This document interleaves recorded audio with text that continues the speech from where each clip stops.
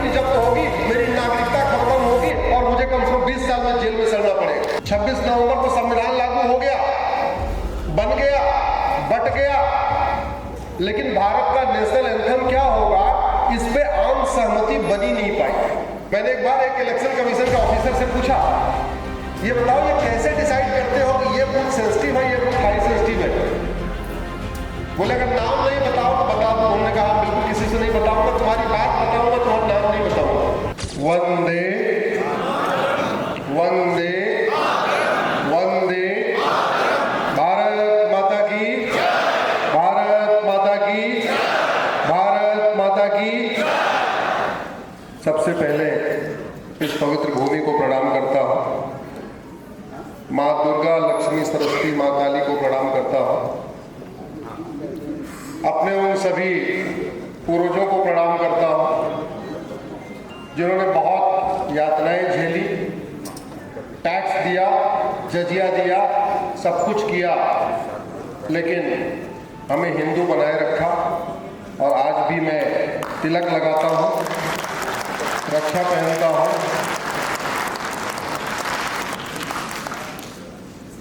हमारी माताएं बहनें सिंदूर लगाती हैं, गले में मंगलसूत्र पहनती हैं, तो सबसे पहले अपने उन पूर्वजों को प्रणाम करता हूँ। बसंत सेठिया जी को धन्यवाद देता हूँ। आप बड़े भाई के रूप में हमें प्यार करते हैं और साल में 2 या 3 बार कलकत्ता का दर्शन कराते रहते हैं।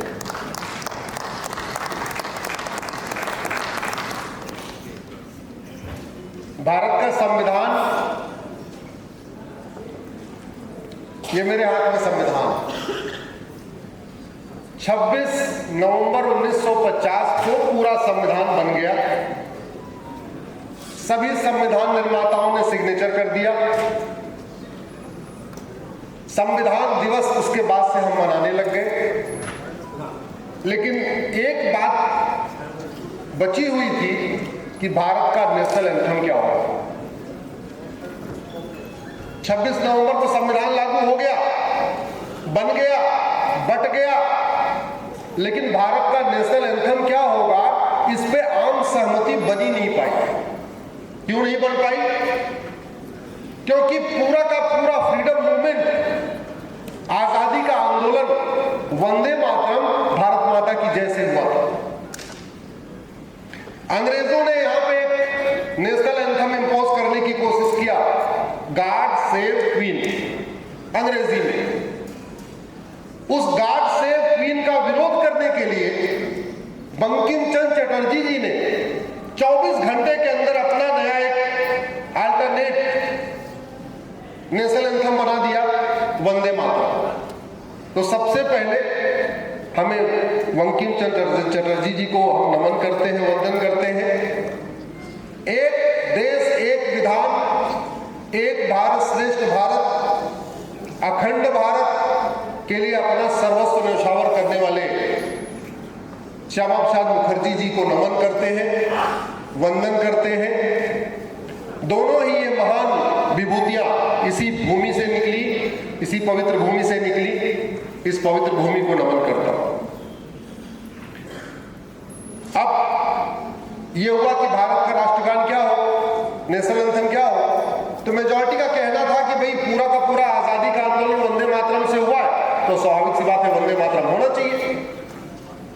उस समय लाहौर में अखबार निकलता था, उसका नाम था वंदे मातरम। राम प्रसाद बिस्मिल जी ने गजल लिखा, उस गजल का शीर्षक था वंदे मातरम। उपन्यास लिखा गया, शीर्षक था वंदे मातरम।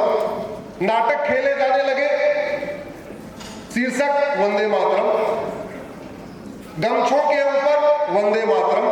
और यहां तक कि जो भारत का पहला झंडा डिजाइन हुआ वो तो भगवा झंडा ओम निशान था, जो दूसरा झंडा डिजाइन हुआ वो भगवा झंडा वंदे मातरम था। हर साल कांग्रेस का राष्ट्रीय अधिवेशन होता था, उस राष्ट्रीय अधिवेशन में भी वंदे मातरम गाया जाता था। यहां तक कि जो कांग्रेस का 5वां राष्ट्रीय अधिवेशन हुआ उसमें गुरु रविंद्रनाथ टैगोर जी ने खुद ही वंदे मातरम गाया था। सब कुछ वंदे मातरम से चल रहा था। इसीलिए ज्यादातर संविधान सभा के लोग कह रहे थे हमारा नेशनल एंथम होना चाहिए वंदे मातरम। कुछ डिसाइड नहीं हो पा रहा था, कुछ लोग कह रहे थे नहीं जनगण मन भी होना चाहिए। फिर रिपब्लिक डे जो हम 26 जनवरी को मनाते हैं, इसके 2 दिन पहले फिर से एक संविधान सभा की आपात बैठक बुलाई गई उसी संसद में जो अभी कुछ दिन पहले तक फंक्शन में थी, और सभा में तय हुआ कि अगर वोटिंग कराएंगे तो ठीक नहीं है, जनगण मन हो या वंदे मातरम हो इसके ऊपर वोटिंग कराना ठीक नहीं है।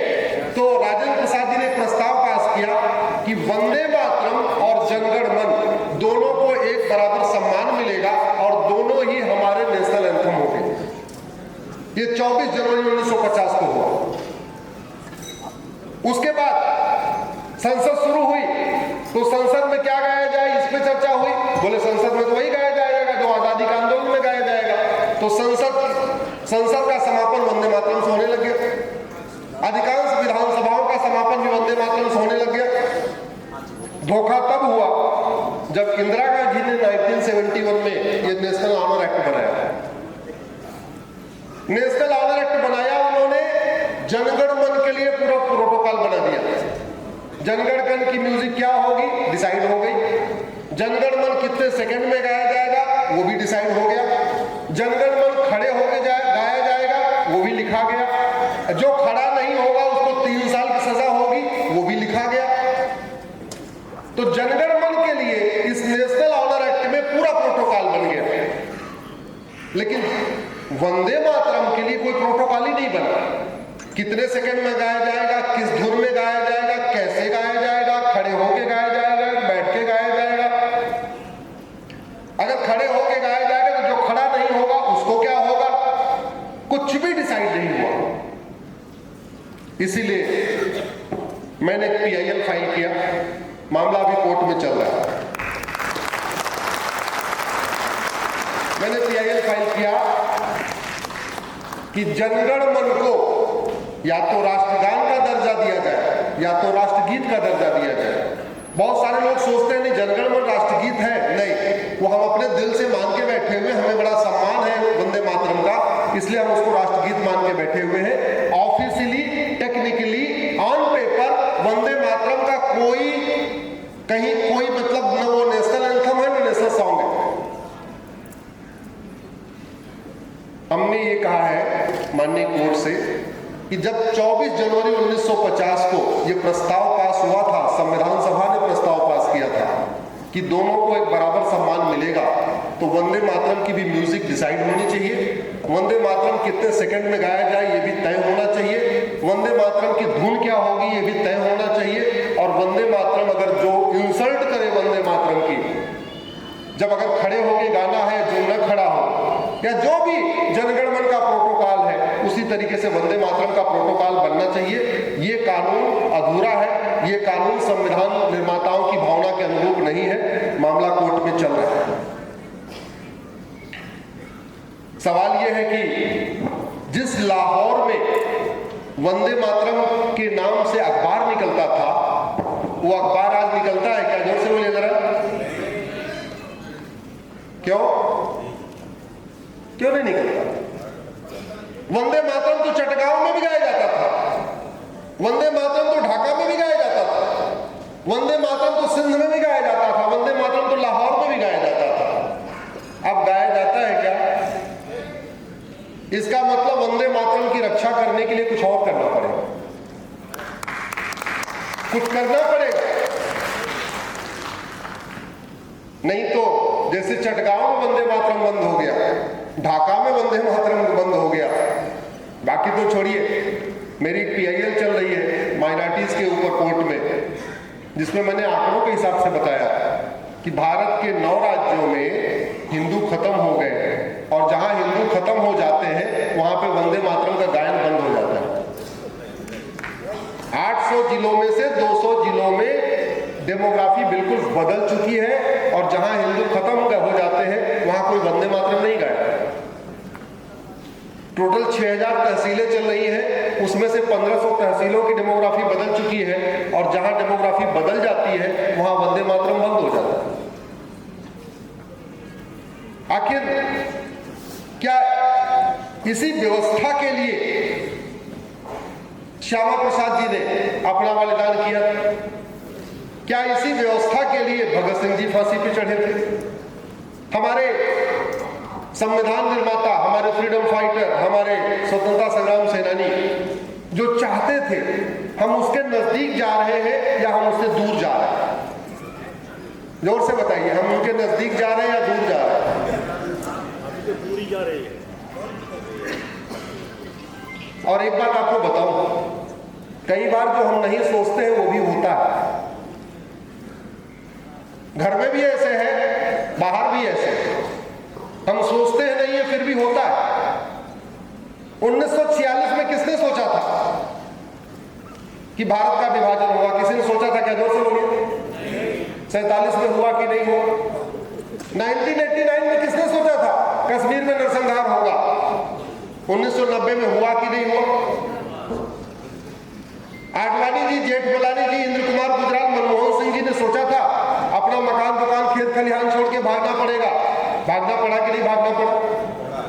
यश चोपड़ा, प्रेम चोपड़ा, देवानंद, गुलजार, मिल्खा सिंह, खुशवंत सिंह, ये जितने आज के बड़े फिल्मी घराने, बॉलीवुड के घराने हैं, ये सब यहाँ के नहीं है, सब उधर से ही आए। इन्होंने कभी सोचा था अपना मकान दुकान खेत खलिहान छोड़ के भागना पड़ेगा? भागे कि नहीं भागे? समस्या के समाधान पे सोचना पड़ा। भारत की संस्कृति बची रहे, भारत की परंपरा बची रहे, भारत के त्योहार बचे रहे, भारत का सोच बची रहे, वसुधैव कुटुंबकम की भावना बची रहे, नारी तू नारायणी की भावना बची रहे, यत्र नरस्तु पूज्यते रमन्ते तत्र देवता की भावना बची रहे। इसके लिए हमें कुछ करना पड़ेगा। अगर आप सेंसिटिव बूथ उठा के देखिए तो इलेक्शन कमीशन हर चुनाव से पहले एक सेंसिटिव बूथ की लिस्ट डिक्लेयर करता है। ऑफिशियल आंकड़े हैं और उसमें इलेक्शन कमीशन के 2 कैटेगरी के बूथ होते हैं, एक सेंसिटिव बूथ, एक हाई सेंसिटिव बूथ। मुझे लगता है सेंसिटिव बूथ और हाई सेंसिटिव बूथ क्या होता है, इसको हमारे सामने बैठे दिलीप घोष जी से अच्छा कोई नहीं बता सकता।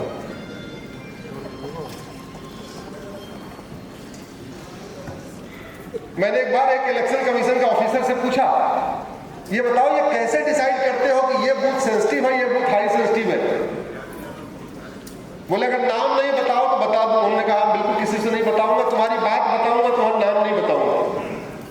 बोला जहां 70% हिंदू हो जाते हैं वो सेंसिटिव बूथ हो जाता है, जहां 50% हिंदू हो जाते हैं वो हाई सेंसिटिव बूथ हो जाता है। थोड़े बड़ा सिंपल सा फॉर्मूला। मैंने उससे पूछा, हमने कहा ये कैसे डिसाइड करते हो कि ये वाला सेंसिटिव है, ये वाला हाई सेंसिटिव? बोला सीधा सा फंडा यही है, हम तो उस वार्ड की, उस मोहल्ले की, उस विधानसभा की, उस लोकसभा की टोटल डेमोग्राफी काउंट करते हैं, वोटर लिस्ट हमारे पास होती है, वार्ड वाइज हम बूथ वाइज देखते हैं, जहां 70% आंकड़ा आ गया वो सेंसिटिव, जहां 70 से भी नीचे आ गया, 50 से 70 के बीच में आ गया हाई सेंसिटिव। हमने कहा ये बताओ जहां 50 से भी नीचे आ गए वहां क्या करते हो? बोले उसके लिए भी हमने टर्म डिक्लेयर नहीं किया, क्या करें उसको? 50 से नीचे वाले बूथ भी तो है, 40% वाले भी बूथ है, 30% वाले भी है, 20% वाले भी बूथ है। भारत बहुत गंभीर खतरे की तरफ जा रहा है। मेरी पीआईएल चल रही है जिसमें मैंने आंकड़ों के साथ बताया है सुप्रीम कोर्ट में, और आपकी राज्य सरकार भी उसमें पार्टी है। आपकी राज्य सरकार ने अभी तक अपना जवाब नहीं दाखिल किया वो क्या करने वाली है, कि भारत में 6 करोड़ पाकिस्तानी, अफगानिस्तानी, रोहिंग्या, बांग्लादेशी इस समय रह रहे हैं। कितने रह रहे हैं? जोर से बोलिएगा। ऑस्ट्रेलिया की जनसंख्या 2 करोड़ है और हमारे यहाँ कितने घुसपैठिए हैं? कनाडा की जनसंख्या 4 करोड़ है और हमारे यहाँ कितने घुसपैठिए हैं? 6 करोड़। अरब की जनसंख्या 1 करोड़ और हमारे यहाँ कितने घुसपैठिए हैं? कुवैत, अबू धाबी मिला के 1 करोड़ है और हमारे यहाँ कितने घुसपैठिए हैं? कितने? जरा जोर से बोलिए। 6 करोड़। भारत सुरक्षित हो रहा है या असुरक्षित हो रहा है? जोर से बोलिए। प्रतिवर्ष अभी गृह मंत्रालय का एक आंकड़ा आया, प्रतिवर्ष 5 लाख बहन बेटियां गायब हो रही हैं। 5 लाख, और इसमें 5 लाख में से 3.5 लाख लफ्ज़ियात का शिकार हो रही है। 3.5 प्रतिवर्ष का मतलब 1000 पर डे। ये हमारे लिए अच्छा है या बुरा है? खतरे की घंटी है कि नहीं? जोर से बोलिए। मेरी एक PIL चल रही है धर्मांतरण के ऊपर, उसमें भी देश की सभी राज्य सरकारें पार्टी है, आपकी राज्य सरकार भी पार्टी है। उसमें मैंने आंकड़ों के साथ बताया है कि प्रतिदिन 1500 हिंदू परिवारों का धर्मांतरण हो रहा है। 1500 परिवार पर डे। एक परिवार में 7 आदमी मान के चलिए तो पर डे कितने हिंदुओं का धर्मांतरण हो रहा है? 10,000। प्रतिदिन 10,000 का मतलब साल में 40 लाख। ये खतरे की घंटी है कि नहीं? धर्मांतरण हमारे लिए बहुत बड़ा खतरा है। घुसपैठ हमारे लिए बहुत बड़ा खतरा है। और भी खतरे, जमीनों पे कब्जा जो चल रहा है ये भी बहुत बड़ा खतरा है। अवैध निर्माण हमारे लिए बहुत बड़ा खतरा है। पूरी दुनिया में सबसे ज्यादा बच्चे कहां पैदा होते हैं जानते हैं? जोर से बोलिए। भारत में 90,000। मेरी PIL चल रही है। 90,000 बच्चे पर डे पैदा होते हैं, यानी 3.25 करोड़ बच्चे भारत में पैदा होते हैं। आपके यहाँ कितने हो रहे हैं उसका अलग आंकड़ा है, आप चैंपियन है इस मामले में। 3.25 करोड़ बच्चे 5 साल में कितने हो गए? 16.5-17 करोड़। सरकार जब तक 2 करोड़ घर बना के देती है, 10 करोड़ बेघर पैदा हो जाते हैं। सरकार 2 करोड़ लोगों को रोजगार दे पाती है, 10 करोड़ बेरोजगार पैदा हो जाते हैं। जंगलों पे कब्जा हो रहा है, नदियों पे कब्जा हो रहा है, पहाड़ियों पे कब्जा हो रहा है, एयरपोर्ट के किनारे कब्जा हो रहा है, हाईवे के किनारे कब्जा हो रहा है, बस स्टैंड के किनारे कब्जा हो रहा है, रेलवे स्टेशन के किनारे कब्जा हो रहा है। सवाल ये है, ये जो कुछ भारत में चल रहा है ये अरब में होता है क्या? जोर से बोलिए। दुबई में होता है, कुवैत में होता है, बहरीन में होता है, सिंगापुर में होता है। इसका मतलब समस्या लाइलाज नहीं है। अगर भारत को सुरक्षित बनाना है तो सबसे पहले भारत में 1 वर्ष के अंदर मुकदमों का फैसला शुरू करना होगा। जब तक कानून का खौफ नहीं पैदा होगा भारत सुरक्षित नहीं होगा। 3-4 साल पहले कोरोना आया था। कोरोना के समय कोई चोरी हो रही थी क्या? जोर से बोलिए जरा। क्योंकि चोर के मन में खौफ था, हाथ लगाऊंगा तो मर जाऊंगा। कोरोना के समय में कोई झपटमारी हो रही थी क्या? नहीं। चोर के मन में खौफ था, मोबाइल छीनूंगा, चैन छीनूंगा, बैग छीनूंगा, हाथ लगाऊंगा तो, जोर से बोलिए, हाथ लगाऊंगा तो मर जाऊंगा। कोरोना के समय में हत्या हो रही थी क्या? नहीं। उसके मन में था जिसकी हत्या करने वाला हो कहीं उसके अंदर कोरोना ना हो, हाथ लगाऊंगा तो मर जाऊंगा।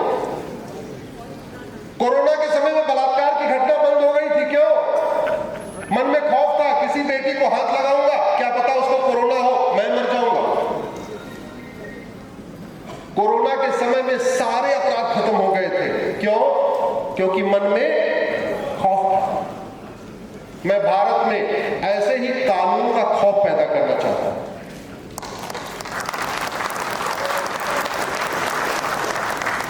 मैं भारत में कानून का खौफ पैदा करना चाहता हूं कि भारत की बाउंड्री के अंदर घुसने से पहले रोहिंग्या, बांग्लादेशी, पाकिस्तानी, अफगानिस्तानी 100 बार सोचे कि अगर अंदर गया तो मर जाऊं।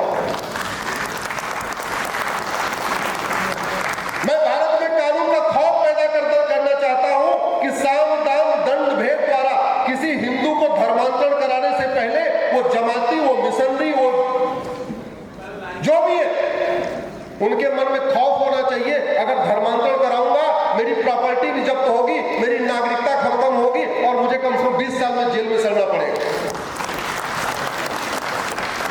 मैं भारत में कानून का खौफ पैदा करना चाहता हूं कि किसी को झूठ बोल के, धोखा दे के, इंस्टाग्राम पे झूठी आईडी बना के, फेसबुक पे झूठे नाम से अकाउंट बना के किसी बेटी को फंसाने से पहले वो 10 बार सोचे, अगर मैंने इस बेटी को फंसाया, धोखा दिया और पकड़ा गया, मैं फांसी पे चढ़ा दिया जाऊंगा, और वो भी 6 महीने के। कोई समस्या लाइलाज नहीं है। भारत की हर समस्या का समाधान है। भारत की कोई भी समस्या विश्वव्यापी नहीं है। भारत की कोई भी समस्या लाइलाज नहीं है। समाधान करना पड़ेगा। इसलिए आज मैं कलकत्ता से one nation one judicial system के लिए एक आवाज दे रहा हूं। यहां माननीय सांसद भी बैठे हुए हैं। अब समय आ गया है कि भारत में जस्टिस विद इन ईयर लागू किया जाए। कानून का खौफ तभी पैदा होगा जब जुडिशियल सिस्टम बदलेगा। ये अमेरिका का फेडरल पिनल कोड है। हमारे यहाँ इंडियन पिनल कोड चलता है, अमेरिका में फेडरल पिनल कोड। अभी तो आईपीसी बदल गया, अभी तो बीएनएस आ गया। डिफरेंस क्या है? हमारे यहाँ 50 अपराध के लिए 50 कानून है। अमेरिका में केवल एक ही कानून है, इसका नाम है फेडरल पिनल कोड। हमारे यहाँ जितने अपराध उतने कानून। घूसखोरी का अलग कानून, जमाखोरी का अलग कानून, मिलावटखोरी का अलग कानून, कालाबाजारी का अलग कानून, नशा तस्करी का अलग कानून, मानव तस्करी का अलग कानून, आतंकवाद का अलग कानून। ठीक है, उसके बाद इधर आ जाओ, लव जिहाद का अलग कानून, धर्मांतरण का अलग कानून, घुसपैठ का अलग कानून। दुनिया भर के कानूनों का पूरा मकड़जाल बना रखा है। इतने कानून बने हुए हैं कि कई बार तो जज भी भूल जाते हैं, कई बार तो वकील भी भूल जाते हैं। इतने कानून का मकड़जाल बना रखा है कि वो बेचारा 10वीं पास 12वीं पास कांस्टेबल समझ में नहीं आता कौन से कानून की कौन सी धारा लगाऊं। अल्टीमेटली शुरुआत कहां से होती? थाने से। एफआईआर कौन दर्ज करता है? कांस्टेबल। वो कितना पढ़ा लिखा है? 10वीं या 12वीं? 12वीं पास। अगर 12वीं पास कांस्टेबल ठीक से धारा नहीं लगाएगा, ठीक से मुकदमा नहीं दर्ज करेगा, तो कानून का खौफ कैसे पैदा होगा? अमेरिका ने क्या किया? जितने कानून थे, करीब 125 अपराध थे, उन 125 अपराधों के लिए एक कानून बना दिया, चैप्टर डाल दिया। एक चैप्टर बैंक फ्रॉड, एक चैप्टर साइबर फ्रॉड, एक चैप्टर घूसखोरी, एक चैप्टर घुसपैठ, एक चैप्टर जितने भी तरीके के अपराध हैं उनका एक एक बना दिया। जज के लिए भी अच्छा है, एक ही किताब को खोलना है। वकील के लिए भी अच्छा है, एक ही किताब को खोलना है। कांस्टेबल के लिए भी अच्छा है, एफआईआर लिखने के पहले एक ही किताब खोलना है। और एक ही किताब वो बार बार खोलेगा, बार बार इंडेक्स खोलेगा, बार बार इंडेक्स खोलेगा, तो कुछ दिन के बाद उसको याद हो जाएगा कि चैप्टर नंबर ये है, घूसखोरी चैप्टर नंबर 3 है, जमाखोरी चैप्टर नंबर 4 है, घुसपैठ चैप्टर नंबर ये है। आसान हो जाएगा। दूसरा, भारत को सुरक्षित बनाना है तो सबसे पहले हमें पुलिस व्यवस्था बदलनी पड़ेगी। 1861 में अंग्रेज जो पुलिस एक्ट बना के गए थे वो अभी भी चल रहा है। नतीजा ये है, हर राज्य की पुलिस अपने अपने तरीके से बिहेवियर करती है। पूरे देश की पुलिस एक जैसा काम कर रही है क्या? जोर से बोलिए जरा।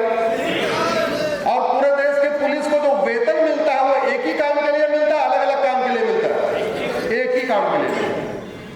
पूरे देश की पुलिस को जो वेतन भत्ता मिलता है, या कप्तान को गाड़ी बंगला मिलता है, या कमिश्नर को गाड़ी बंगला मिलता है, वो एक ही काम के लिए मिलता है। भारत सुरक्षित रहे, जनता सुरक्षित रहे, समाज सुरक्षित रहे। लेकिन क्या बिहेवियर एक ही है क्या? आपके यहाँ की पुलिस और उत्तर प्रदेश की पुलिस एक जैसा काम कर रही है क्या? आपके यहाँ की पुलिस बुलडोजर लेके घूम रही है क्या? इसलिए एक यूनिफॉर्म पुलिस कोड लागू करना पड़ेगा, यूनिफॉर्म जुडिशियल कोड लागू करना पड़ेगा। देश के सारे जज एक जैसा काम करें, देश के सारे जज टाइम बाउंड जस्टिस करें, तारीख पे तारीख देने की बजाय मुकदमों का फैसला करें, तब जाके कानून का खौफ पैदा होगा। पहले मैं कहता था न्याय बिकता है, कोई मानता ही नहीं। ये तो अच्छा हुआ इस बार होली पे दिल्ली में जज साहब के घर में चिंगारी पहुंच गई और उसके बाद बोरी भर भर के मिली है। आप लोगों ने देखा नहीं टीवी पे? पता नहीं किसकी बोरी थी, किसी आतंकवादी की बोरी थी, किसी माओवादी की बोरी थी, किसी नक्सलवादी की बोरी थी, किसी जासूस की बोरी थी। भाई ईमानदार सही आदमी तो बोरी नहीं देगा ना जज साहब को।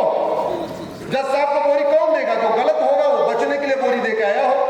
और एक बोरी नहीं, कई बोरी थी, ऐसा भी नहीं कि एक बोरी थी।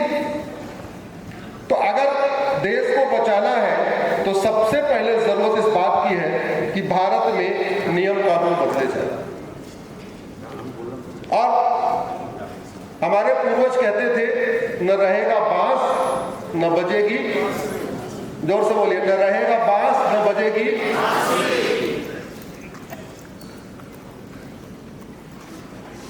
अलगाववादियों की फंडिंग जानते कैसे होती है? कैश में होती है, बैंक से होती है? जोर से बोलिए जरा, कैश, जोर से बोलिए। माओवादियों की फंडिंग, एक साथ बोलिए, माओवादियों की फंडिंग, नक्सलियों की फंडिंग, जिहादियों की फंडिंग, मिशनरियों की फंडिंग, लब जिहाद की फंडिंग, लैंड जिहाद की फंडिंग, घुसपैठियों की फंडिंग, नशा कारोबार, हवाला कारोबार। भारत को बर्बाद करने के लिए जितने काम होते हैं, कोई भी बिना पैसे के नहीं होता। भारत को बर्बाद करने के लिए जितने भी काम होते हैं, वो सबकी फंडिंग किसमें होती है? अच्छा, बूथ लूटने की जो पैसा आता है वो अकाउंट में आता है, कैश में आता है? वो ठप्पा मारते हैं ना बूथ लूट लूट के, उसके लिए अकाउंट में आता है कि कैश में आता है? चुनावी हिंसा की फंडिंग, बूथ लूटने की फंडिंग। और हमारे पूर्वज क्या कहते थे? न रहेगा बांस, यानी अगर कैश खत्म कर दे तो काम सही हो सकता है कि नहीं? अब आप सोच रहे हो कैश खत्म हो जाएगा तो जीवन कैसे चलेगा? जीवन ऐसे चलेगा कि सरकारी आंकड़े बताते हैं कि भारत में प्रतिदिन 80% लोग प्रतिदिन 100 रुपए से कम खर्च करते हैं। ये सरकार का आंकड़ा है, मिनिस्ट्री ऑफ फाइनेंस का आंकड़ा है, आरबीआई का आंकड़ा है। 80% लोग पर डे 100 रुपए से कम खर्च करते हैं, और जो 20% 100 रुपए से ज्यादा खर्च करते हैं, उनके पास एटीएम, पेटीएम, भीम UPI, debit card, credit card है। तो 100 रुपए से बड़े नोट की जरूरत है क्या? तो जोर से आवाज दीजिए कि 100 रुपए से बड़ी नोट बंद की जाए। क्या पता आपके आवाज देने के बाद एक दिन शाम को 8 बजे टीवी पे अनाउंसमेंट हो जाए, भाइयों और बहनों, आज के बाद से 100 रुपए की बड़ी नोट बंद हो रही।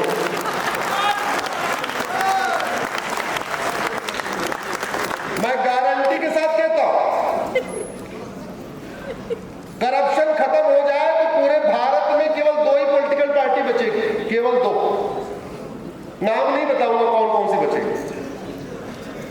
केवल 2 पॉलिटिकल पार्टियां दिलीप जी बचेंगी, केवल 2 पॉलिटिकल पार्टी।